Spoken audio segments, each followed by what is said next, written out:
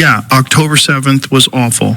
Absolutely. Obviously. Terrible attack. Mm-hmm. But also, what they've done to Gaza is insane. It's insane. And if you can't see that, if you can't say that, and your response is, Israel has the right to defend itself. Like, what are you talking about? Against what? Children? Right. Against women and children that are getting blown apart? Against aid workers that are getting killed? It's insane. And no one wants to talk about it. And if you do talk about it, you're anti-Semitic, which is so strange. Like, I don't know how they wrangled that. Joe Rogan has consistently been accurate, correct, and pretty critical of the Israeli government. Okay, let's calm down.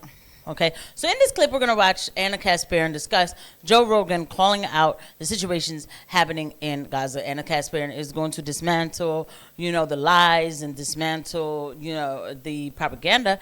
Anna Kasparian is going to obliterate and eviscerate the propaganda. And Joe Rogan is going to kind of discuss, again, what's going on in Gaza. But let us not let us not pretend, okay? Because Joe Rogan started out calling Israel out and stuff, and then started, they sent in Gad Saad, Douglas Murray. And then shout out to him for doing the best that he can. And lately, he's been doing a little bit more. And I'm not mad at him, right? Because everybody can't do the same thing at all times. But it's like, there were times where he was controlled, and I just kind of was like, you know what I mean? Like, don't get me wrong. They are starving and slaughtering people. And that is disgusting. They've been doing it.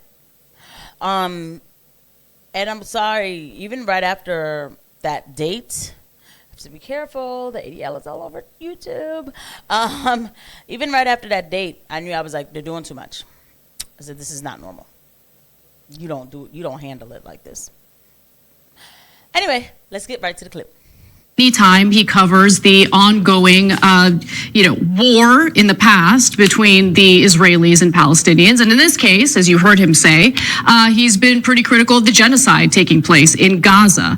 And now, thanks to Benjamin Netanyahu's eldest son, we've learned that Rogan allegedly refused to have Israeli Prime Minister Benjamin Netanyahu on his podcast to essentially spew his lies and propaganda. And if this story is confirmed to be true, I commend Joe Rogan for having moral clarity on this. Now, Fox News posted a headline on X reading that Joe Rogan claims Hunter Biden could be president, insists he's more intelligent than most people think. And in response to that, Netanyahu's son, Yair Netanyahu, wrote this. Great wake-up call for conservatives to remember Joe Rogan is not a conservative. He gave platform to every single neo-Nazi anti-Semite on this planet. I guess he meant planet. But he refused to have my father on his show because he knows that he doesn't stand a chance against him, and all those years of anti-Semitic propaganda will go to waste. Is that why Netanyahu refuses interviews with people who actually know what they're talking about and instead insists on going on shows like the one hosted by the 30-year-olds who like to call themselves the Nelk Boys? We'll get to that in just a second. But Cenk, thoughts?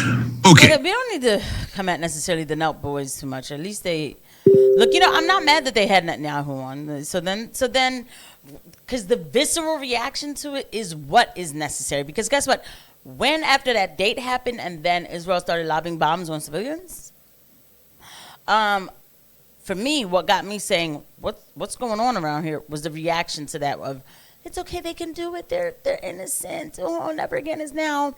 So the reaction of seeing the young people say, ew, how could you do this, da, da, da, da.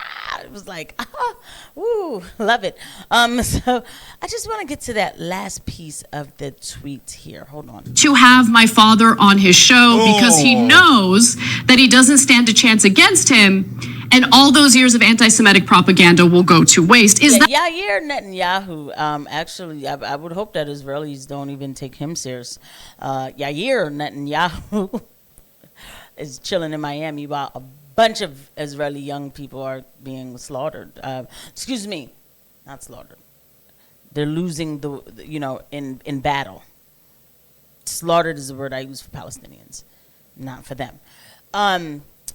But Yair Netanyahu gets a tweet from his, comfortable spot in Miami. He's chilling. They like being in Miami too. Biggio, the Zionist who owns Haiti, I think his daughter lives in Miami. She's like a little heiress. She goes shopping.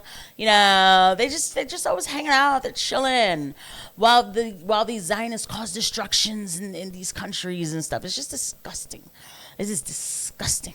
Okay, so anyway, I think that the Israelis should call out Yair Netanyahu. Why are you not joining the army? Because there were a lot of listen, all right, look, all biases aside. There were a lot of young American Jews who ran back to Israel to go fight. They felt like they had to do that. I'm not here to make fun of that or anything like that. That was a duty. That was their duty. And they lost their lives, lost their limbs. Yair Netanyahu didn't do it. Insists on going on shows like the one host. Thoughts? Okay, so first off, who the hell are you? You're not a citizen of this country. Oh, so the Nepo baby son of the terrorist Benjamin Netanyahu, who has killed 50 times the civilians of Hamas, 500 times the children. I'm not going to do his fake subverted propaganda. We'll skip ahead about Yair, but he's not just a Nepo baby. I mean, he is a citizen of this country. He lives here, okay? These are dual citizens. They get to move and fly back and forth as much as they want to. So stop this chank. Like, if you're going to go hard, go hard. If you're not, stay home. Children to death, right? But beloved Israel, how much more money can we give you? Hey, Yair, or whatever your stupid name is, okay? We don't owe you anything. Israel has taken over $300 billion from America. It's a shame because, I have a heart. I do, man. I do. And it gets in the way because it makes me weak. These are, they were born into all of this, our kids are us, right? Like what we teach them. Like,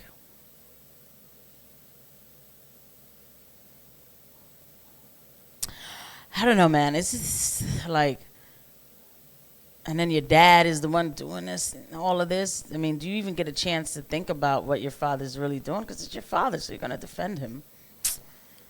I'm not feeling, I'm going to be clear. I'm just being a little empathetic.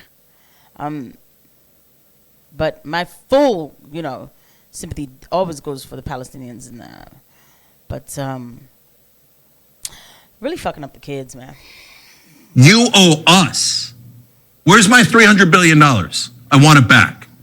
You're using our money to starve children to death and have killed 59,000 at a bare minimum, 20,000 children at a bare minimum, and you think you could order us around? Hey, Rogan, sit down and be lectured to. And I'm sure Theo Vaughn, Tim Dillon, all of us, right? Oh, we are the great Israelis, and you must follow our orders. Guess what, Ted? We're not following your orders. No one's following your orders anymore other than the coward, corrupt politicians and the coward, corrupt mainstream media. For the rest of us, no quarter given. And yes, I would love to have Benjamin Netanyahu on the Young Turks.